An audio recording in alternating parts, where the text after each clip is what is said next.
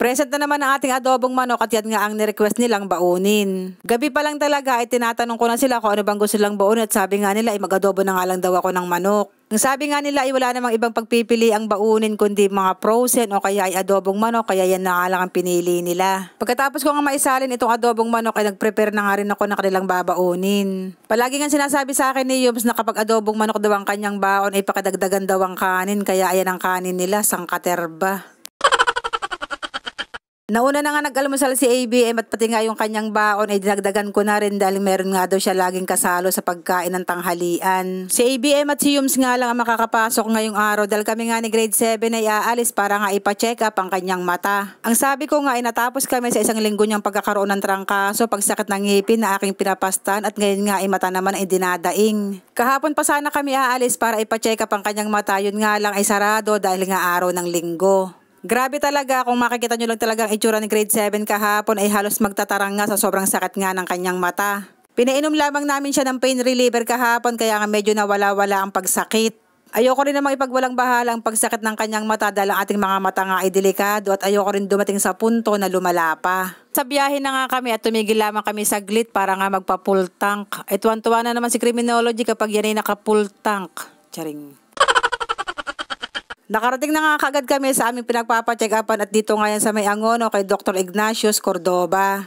Bumili na nga rin pala ako ng face mask at hindi ka talaga pwedeng pumasok doon nang hindi ka nakamas. Nakapagpalista na nga kami at umupo nga muna kami saglit para nga magpahinga. Si grade 7 nga ay ayaw humarap sa camera dahil yan nga ay umiiyak at masakit na naman nga daw ang kanyang mata. At dahil malayo pa naman ang aming number ay eto nagyaya mo ng kumain si criminology tsaka nga si grade 7. Ay tingnan nyo naman ang ngiti ni grade 7 nung malaman niyang kami kakain. Nag-order lamang kami ng tagi-isang C1 sa may Jollibee at dahil alam ko nga nakukulangin kami sa kanin kaya nga eto nagbaon nga ako. Kapag talaga umaalis kami at kasama ko ang mga anak ko, hindi talaga ako pwedeng hindi magbabaon nga ng kanin. Abay, 2 balot na kanin yung binaon ko at mamuno-muno nga yung plastic na 8x11. Charing. At binala ko nga rin talaga na magbaon ng soft drinks dyan sa may Jollibee. Pinigilan ko na nga lang talaga ang sarili ko at baka naman itakwil na ako ni criminology. Charing.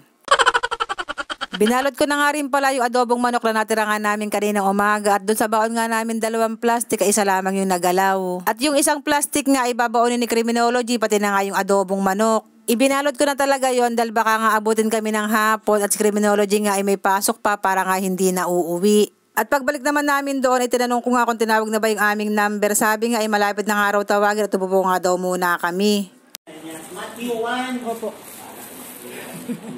Ano ba titignan niyo si Matthew 1? Mata po niya. Ano nangyari? Sumasakit. Ano nangyari? May tumama. Wala po. Sumasakit po daw yung ganito. Sandal. Tingin sa taan. Namumula. Alin masakit? Pagkatapos nga ma-check up ni grade 7 ay nagbayad na nga rin kami at dito na nga rin pala kami bumili ng pamatak sa mata. At hindi rin naman daw delikado yung pananakit ng kanyang mata at buti na nga lang daw ay pina-check up ko para nga daw naagapan. Pagkatapos ko namang magbayad at makuha nga yung gamot ni grade 7 ay eto naghahanda na nga kami para nga umalis. Nakasimangot nga si grade 7 dyan dahil ayaw nga niyang umupo sa may unahan at gusto nga daw niya ay sa may gitna. At fast forward, nakasakay na nga kami ng bangka at hindi na nga kami ni-ehtid ni criminology hanggang Pagan dahil meron pa nga siyang pasok at baka nga raw siya malate. Ayun lang, salamat!